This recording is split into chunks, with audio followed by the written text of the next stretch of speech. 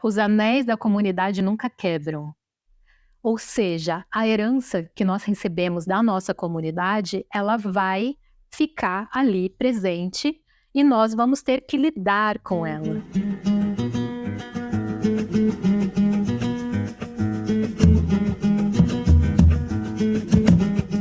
Olá pessoal, eu sou Rosimara Quelela, sou fundadora e gestora do Umbango Espaço Cultural Virtual e hoje nós vamos tratar dos outros dois pilares do ser humano na cosmologia Banto.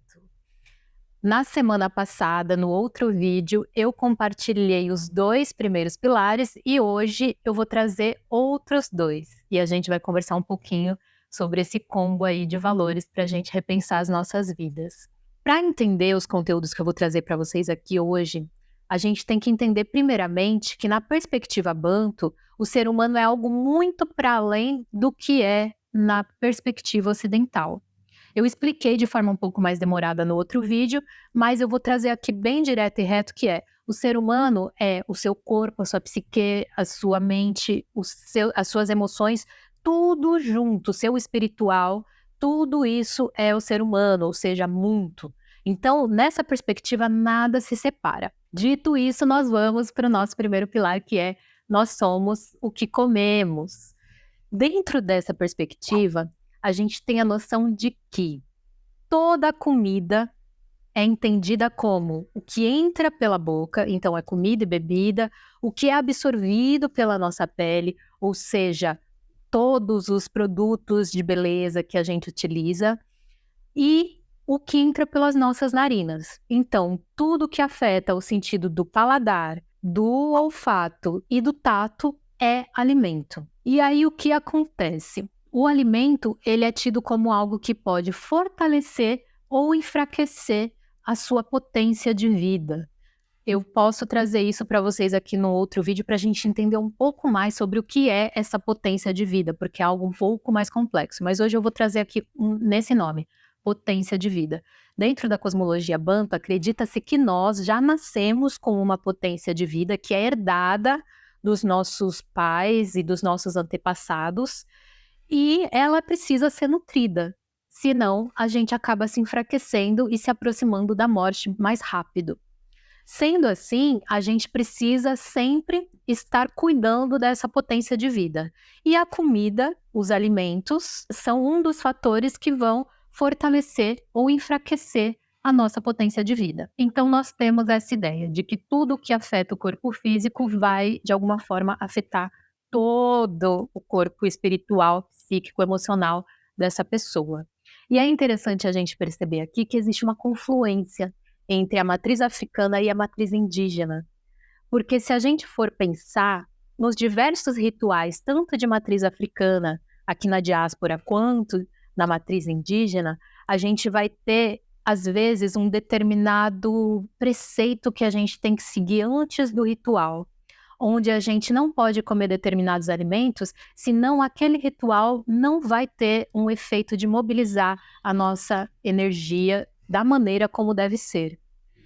Então é super importante ali alguns dias antes, cerca de 1, 2 semanas antes, a gente passar por esse processo de limpeza, de não comer determinados alimentos para que a nossa energia esteja equalizada para receber o cuidado desse ritual. Isso é muito presente na ayahuasca, mas também no candomblé a gente vai ter, eu falo candomblé, eu não conheço muito bem a Umbanda, não conheço profundamente para falar sobre isso, mas do candomblé, o que eu sei é que há, inclusive, uma percepção de que determinadas pessoas não podem comer determinados alimentos, dependendo de quem é o dono, a energia dona da cabeça dessa pessoa, o orixá, Inki, Vodun, enfim, dependendo da energia que é dona dessa cabeça, há alimentos que não vão ser bons para ela.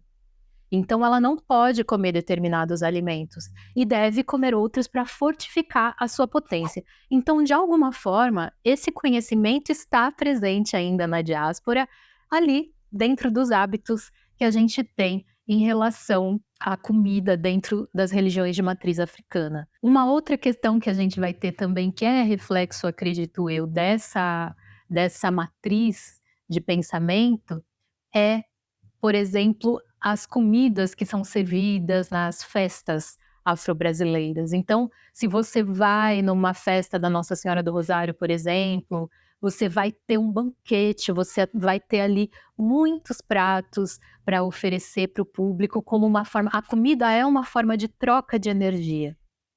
E ao mesmo tempo ela também é uma forma de dizer: "Estou te oferecendo nutrição". É uma bênção que está sendo dada através da comida. Isso é realmente muito interessante e conversa com esse saber, com este pilar da cosmologia Banto. São traços dos saberes Banto que ainda estão presentes nas nossas práticas culturais.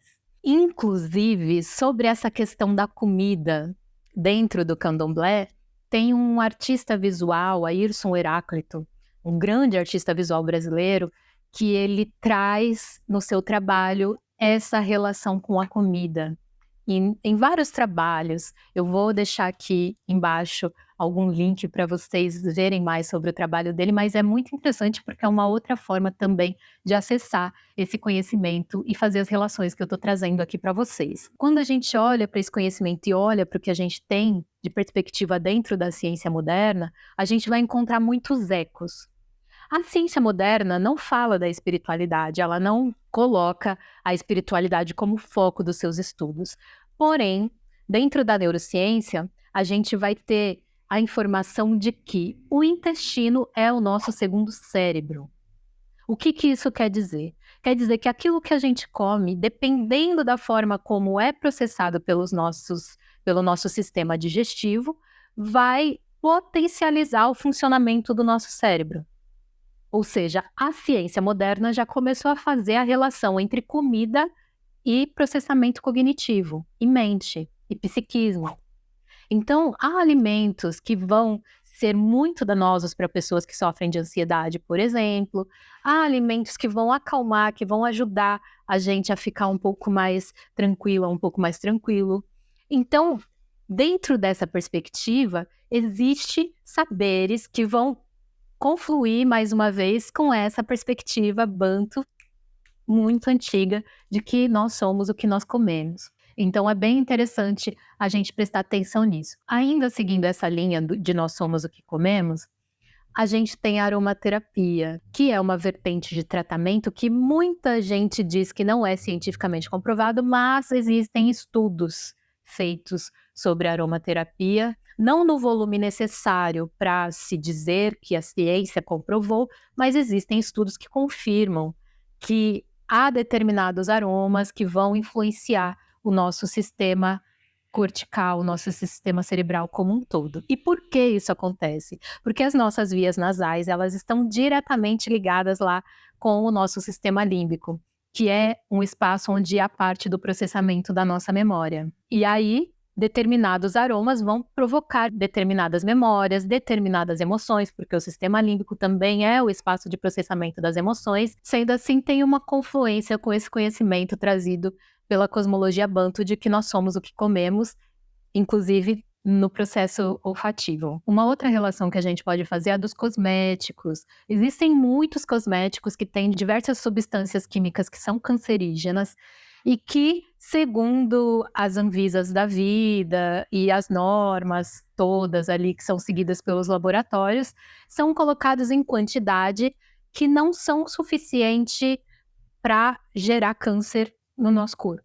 Por exemplo, você consome um produto que tem triclosan.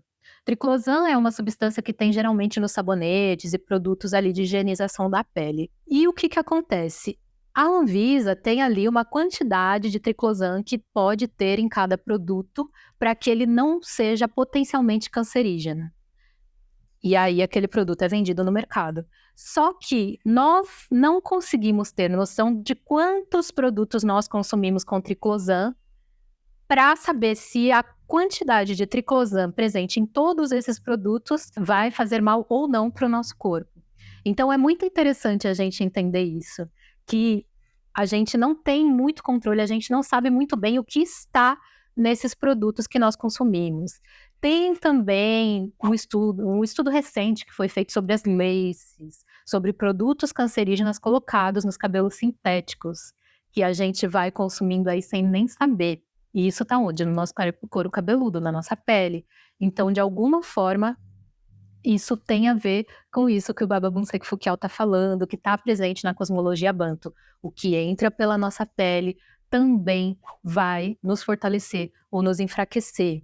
É um pilar para a manutenção da nossa vitalidade. Uma pausa para eu fazer um convite para vocês. Eu estou retomando o Zola, que é uma vivência feita com base nas danças afro e na psicomotricidade, para a gente se mover com base nesses conhecimentos da cosmologia Banto, com base nas danças afro, com base na psicomotricidade, entrelaçando tudo isso para ter um momento de autocuidado e de bem-estar. Então, se você tem interesse nessa vivência, deixa o seu nome na lista de espera que tem aqui embaixo, para eu te avisar quando as vagas abrirem. As pessoas que estão com o nome nessa lista vão ser as primeiras a serem avisadas. Então, se você tem interesse, deixa aqui os seus dados. É coisa de meio minuto para você responder, mas vai ser interessante para que você saiba o quanto antes, certo? Bom, continuando aqui, vamos para o segundo pilar. Então, esse é mais interessante ainda, porque é um nível além do que a gente está acostumado a pensar. Qual é esse segundo pilar? Nós somos o que nós acreditamos. E aqui a crença é tida como algo que está no plano espiritual, mas também no plano material. E o que são essas crenças? É aquilo que nós herdamos dos nossos pais. É o que nós acreditamos que nós somos. São as afinidades que nós acreditamos que nós temos com o ambiente. Olha que forte isso. E as crenças, elas são uma herança da comunidade.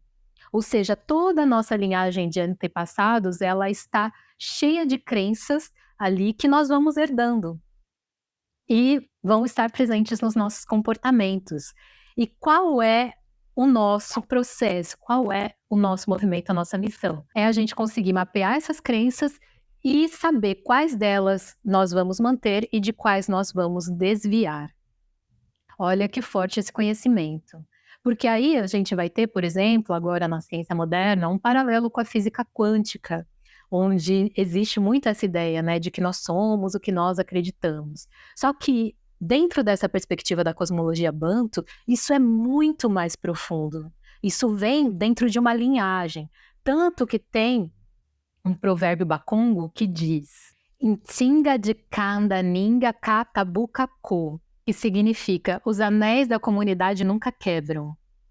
Ou seja, a herança que nós recebemos da nossa comunidade, ela vai ficar ali presente e nós vamos ter que lidar com ela. E por isso é muito importante que a gente conheça que herança é essa para entender o que é que a gente vai reforçar e o que é que a gente vai desviar. E é muito interessante a gente pensar sobre esse aspecto, porque, por exemplo, o Amadou Rampateba traz para a gente a noção de tradição viva. Ou seja, a tradição não é parada, ela não é estanque, ela não tem um quadrado ali onde vai caber determinadas coisas e determinadas coisas não vai caber. Ela se move, ela dialoga com o seu tempo. E, inclusive, a de Kenga Dyakongo, que é o ciclo de vida na cosmologia Banto, também vai trazer esse conhecimento de que a gente não vem para perpetuar as coisas igualzinho os nossos antepassados fizeram. Nós viemos para mover as coisas, dialogar com o nosso tempo e enriquecer e fazer a nossa comunidade transbordar, ou seja, fortalecer a nossa comunidade. E isso é realmente algo muito interessante, porque geralmente a gente foi condicionado a pensar a tradição, a pensar herança ancestral, herança dos antepassados como algo estanque, e não é. Existe essa percepção do movimento, que é o que eu trouxe lá no primeiro vídeo também, o movimento, o fundamento do movimento, dentro da perspectiva africana e afrodiaspórica. Então é muito importante que a gente pense sobre isso, para que a gente consiga refletir sobre os caminhos que nós estamos traçando nas nossas vidas. E aí, minha gente, é isso que eu tinha para trazer para vocês hoje, esses dois pilares.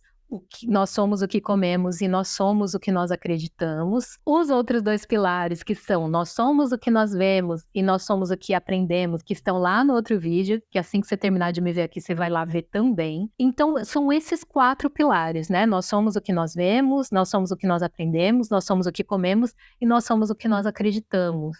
são eles que são esse fundamento da nossa vida e que formam o que nós somos agora. E o mais interessante desse saber é a gente olhar para como a nossa ancestralidade era potente de conhecimento. É, segue sendo, porque esse conhecimento está aqui ainda, né, não era. É.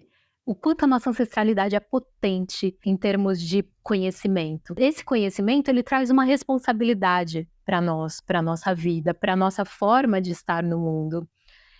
E é muito interessante a gente pensar que é importante que nesses 4 pilares a gente tem tanto o agora, quanto o que nos foi ensinado depois de nascer, quanto a nossa ancestralidade, quanto a relação com os nossos antepassados. Antepassados e ancestralidade são coisas diferentes, mas isso eu vou explicar para vocês num outro vídeo também. Se vocês que tiverem muito interesse para fazer rápido, me coloca aqui nos comentários, que aí eu faço mais rapidinho. Mas é um conteúdo que está por vir. E aí é muito interessante a gente perceber a relação que nós temos com essas forças ancestrais, com o que nós somos agora e a responsabilidade que nós temos no processo de manutenção desse movimento da nossa vida e das vidas que virão. Porque dentro do Self-Healing, que é o livro de referência de onde eu tirei esse conhecimento, ele fala muito sobre a questão do casamento, como o casamento não é uma questão de indivíduos, uma relação de 2 pessoas, é uma relação da comunidade.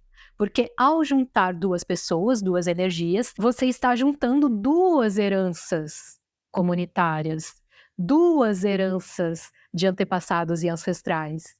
E aí você precisa ver se essas 2 heranças, elas estão compatíveis para se gerar um ser que vai contribuir para essas 2 comunidades. Olha só que sacada, que coisa muito interessante. Dentro dessa perspectiva, obviamente que o amor romântico é completamente desconstruído, mas também é o papo para outro vídeo e eu trago para vocês aqui num outro momento. Mas é isso que eu tinha para trazer para vocês. Me digam aqui nos comentários como que vocês sentiram esses conhecimentos, se ressoou, se fez sentido, se não fez sentido, se gerou dúvidas e vamos conversando. Um beijo e Eto Udito. Estamos juntos.